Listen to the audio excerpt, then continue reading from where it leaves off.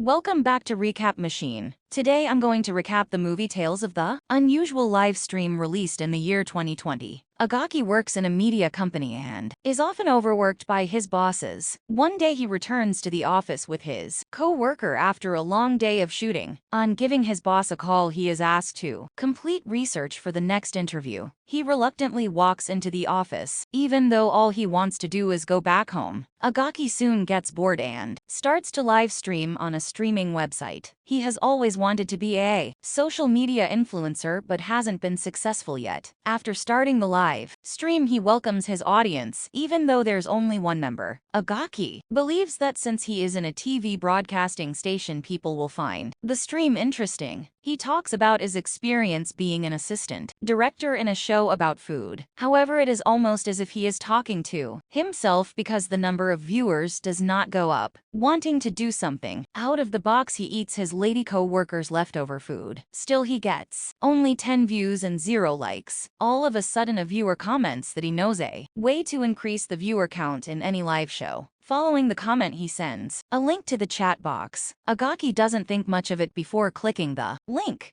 but it just might be the biggest mistake of his life. Immediately after clicking it, his screen starts to glitch. He tries pressing several buttons, but nothing makes it go back to normal. Then a video of the building's parking lot is played in the stream. Although Agaki is inside the office, he watches his own live stream in shock, trying to close it. The anonymous person walks down the hallways and enters the building. While trying to get into the elevator, the security guard stops him. The man takes out a knife and stabs the guard to death. Agaki retreats from his computer in horror. The viewer count increases rapidly after the kill.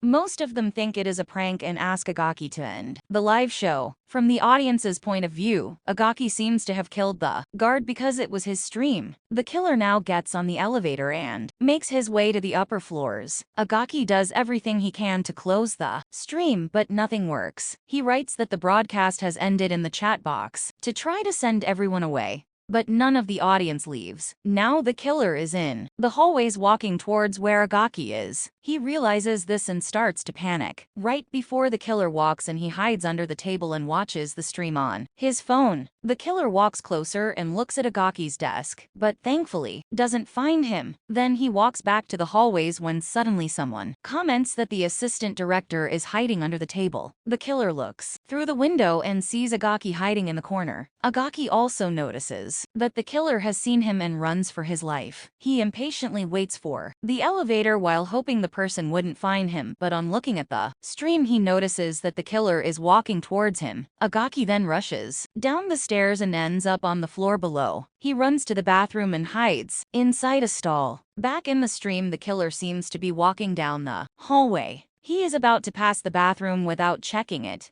but someone in the chat box tells him that Agaki might be hiding in one of the stalls. Agaki panics, but there is no way for him to escape. The killer knocks on the doors and finds one of them locked. As he bangs it open, Agaki holds his breath, knowing that his death is near. But to his luck, it turns out that the killer was banging on another stall that has his co-worker Mr. Enyoung in it. The killer slashes Mr. Enyoung's throat and kills him. Following that, he walks outside and continues to look for his main target. Agaki also runs outside and hides in the hallways, trying to think of what he should do next. Just then he remembers that Mr. Enyoung has keys to their company's car that he parked in the parking lot earlier. He runs back to the bathroom and apologizes to Mr. Enyoung before taking out the key from his pocket. When he walks outside and checks the live stream, he comes across a terrifying sight. The killer is right behind him, filming him at that very moment. Agaki runs to the elevator while the killer follows behind. By now, the live stream has crossed 1,200 views and 200 likes. The people in the comments still think of it as a prank and even help the killer to find Agaki. They swarm the chat box asking the killer to end Agaki's life once and for all. All of a sudden, Agaki falls face down and hurts his ankle. He is only seconds away from entering the elevator, so he doesn't give up.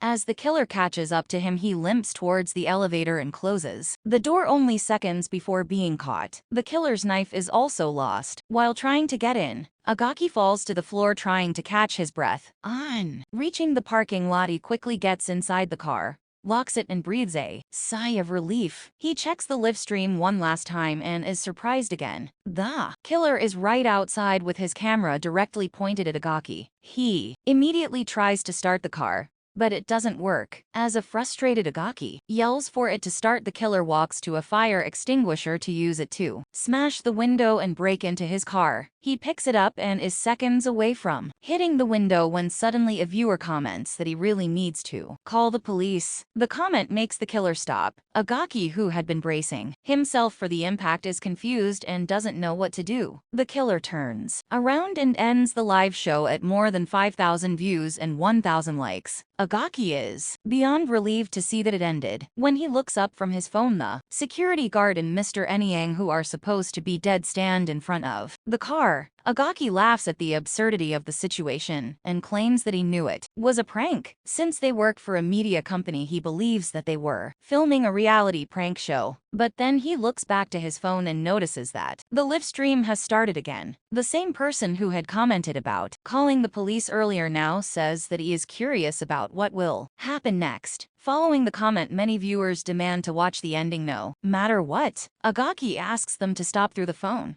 but to no avail. Mr. Enyang starts to film Agaki on his phone, continuing the live show as per the viewers' requests. Agaki gets more frustrated by the second. He admits that he has been a fool, but begs Mr. Enyang to stop the broadcast. However, the man smiles at his misery and doesn't stop filming. On looking at the broadcast, Agaki sees that the killer from earlier has somehow entered the back of his car and is about to stab him. He slowly turns around and comes face to face with his death. The comment box is filled with people asking the man to kill him. The viewer count is above 8,000 and is growing rapidly. Agaki begs for his life as the man comes near him with the knife. Just then the viewers' count reaches 10,000. The killer stops and claims that it was a fun ride. The audience, who had been asking the killer to murder Agaki, now congratulate him for hitting the 10,000 viewers milestone. In the following scene, we see the killer is in front of Agaki's laptop, happy that he was able to help him. At last he finally ends the live show. Thanks for watching. Like and subscribe. Also, what movie would you like me to recap next? Let me know in the comments below.